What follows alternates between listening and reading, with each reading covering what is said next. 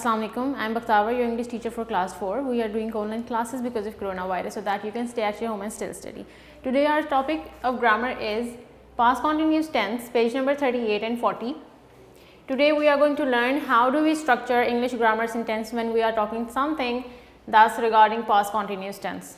कोई भी चीज़ जो गुजरे हुए वक्त में हो रही थी, चल रही थी, माजी में वो मोशन में थी, चीज़ वो हो रही थी माजी में, ठीक है, था वो पास्ट, लेकिन पास्ट में भी वो काम चल रहा था, हो रहा था।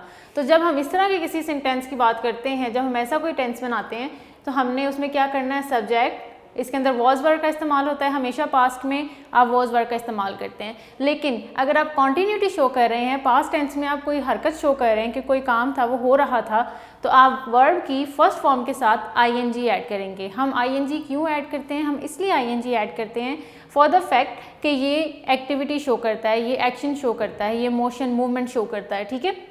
उसके बाद हम फॉलो करेंगे ऑब्जेक्ट के साथ। जैसे मैंने लिखा है, सारा was talking on the phone और दे वर प्लेइंग, राइट। मैंने यहाँ वर्ब पे इसको ख़त्म कर दिया है। अब हमारे पास दो चीज़ें हैं, वॉज और वर्ड, जो हमारे पास्ट कॉन्टीन्यूस का हिस्सा होती हैं।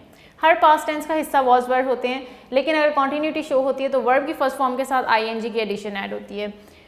अब वॉज हमने किसके साथ यूज़ करना है और वर्ड किसके साथ यूज़ करना है? Whenever we talking about something singular, it, name, he, she और आई, इनके साथ हमने क्या करना है, सिंगल चीज़ों के साथ जो टू नहीं है या मल्टीपल नहीं है, सिर्फ सिंगल है, वन है, हमने उनके साथ वॉज का इस्तेमाल करना है। लेकिन कोई चीज़ जो दो हैं या दो से ज़्यादा हैं, हमने उनके साथ वर्ड का इस्तेमाल करना है।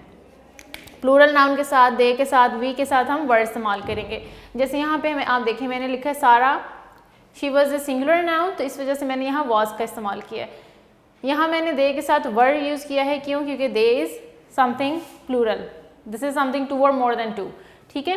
इस तरह से पास्ट कॉन्टीन्यूस टेंस हम करते हैं। आपने हमेशा ग्रामर को इस तरह से याद रखना है कि जब भी पास्ट टेंस, पास्ट में भी डिफरेंट टाइप्स है, पास्ट इंडेफिनेट, ठीक है, पास्ट परफेक्ट। जब पास्ट कॉन्टीन्यूस की बात होती है तो आपने कॉन्टीन्यूस मतलब कॉन्टीन्यूटी, कोई एक्शन, जो चीज़ हो रही है, ख़त्म नहीं हुई, रुकी नहीं है, हो रही थी, ठीक है। आपने ये देखना है कि पास्ट में जो चीज़ हो रही थी, चल रही थी, कोई एक्शन हो रहा था, आपने उसमें वर्ब की फर्स्ट फॉर्म लगा के आईएनजी ऐड कर देना है। जैसे हम यहाँ पे लिखते हैं, वो खाना खा रहा था। हम इसकी पहचान में इस तरह से भी उर्दू में लिखते हैं, रहा था, रही थी, रहे थे वगैरह। अब इससे हमें क्या अंदाज़ा हो जाता है, पास्ट से कॉन्टीन्यूस में हमें हो जाता है कि जी कॉन्टीन्यूटी को, यहाँ पे कॉन्टीन्यूस चीज़ हो रही है, कॉन्टीन्यूटी शो हो रही है। हमने क्या किया, सब्जेक्ट लगाया, वॉज वर्ड में से specifically we have to choose कि अगर यहाँ पे कोई सिंगुलर नाउन है तो हम यहाँ पे वॉज लगाएंगे, प्लूरल नाउन है, ज़्यादा हैं, टू हैं या मोर देन टू है, तो हम यहाँ पे वर्ड का इस्तेमाल करेंगे। आगे हमने इसको फॉलोअप देना है, वर्ब की फर्स्ट फॉर्म प्लस आईएनजी और आगे उसके लगा देना है object. I hope that you have got all the points regarding this particular lecture. If you have any query, you can talk to your in charge and ask her. And thank you.